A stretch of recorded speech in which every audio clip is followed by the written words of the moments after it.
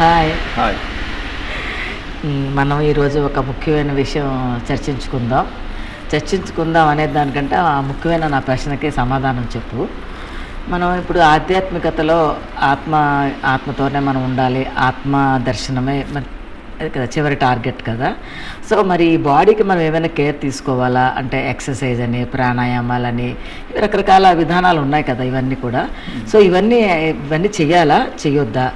ఒకవేళ దాని తలక ఇదే ఏంటి, అసలు ఇంపార్టెన్స్ ఏంటి? మంచి క్వశ్చన్. అసలు ముఖ్యమైన విషయం ఏంటి అంటే, శరీర మాధ్యమం కలుధర్మ సాధనం, దేహమే దేవాలయం, మిగతాదంతా కూడా ఎక్స్టర్నల్. ఫస్ట్ ఏంటి, ఈ నేను అనేవాడికి ఈ నేను గురించి ఎలా తెలిసింది? శరీరం మాధ్యమం, ఆత్మ బ్యాక్గ్రౌండ్లో నీకు చెప్తుంది. అంటే ఇప్పుడు ముఖ్యమైన విషయం ఏంటి అంటే, ఎప్పుడు కూడా body, you are not body, you are not mind.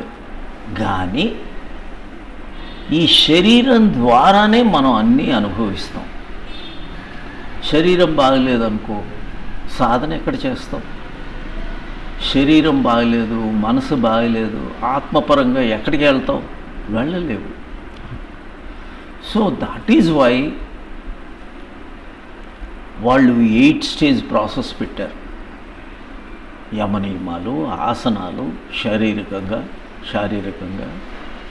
ప్రాణాయామాలు, ప్రాణంకి, ఇవన్నీ ఏంటంటే గ్రాడ్యువల్గా వెళ్ళే ప్రాసెస్ ఇది.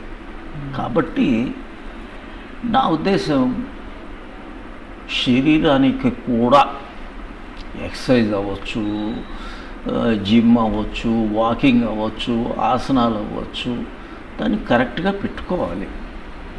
మనం ఆహారం, ఎందుకని ఆహారం, చెడు ఆహారం ఉంది, వెంటనే మనలో ఉన్న మలినాలు ఎక్కువ పెరిగిపోతాయి. టాక్సిన్స్ ఎక్కువ ఉంటే అది మైండ్ వైపు తీసుకెళ్ళదు, ఆత్మ వైపు అసలు ఇంపాసిబుల్.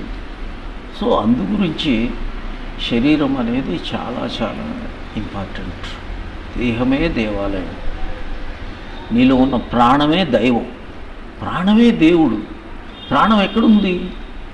శరీరంలోనే ఉంది.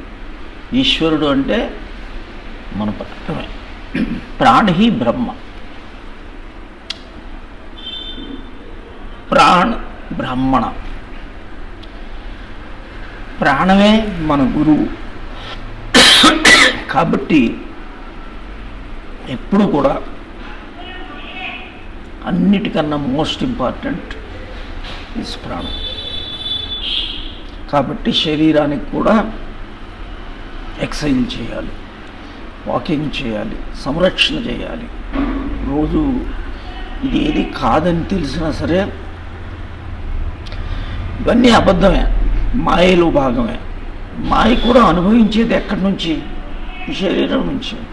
కాబట్టి యోగులు, ఋషులు, మునులు ఇది చెప్పడానికే మనకి శరీర ధర్మం కూడా చెప్పడం జరిగింది.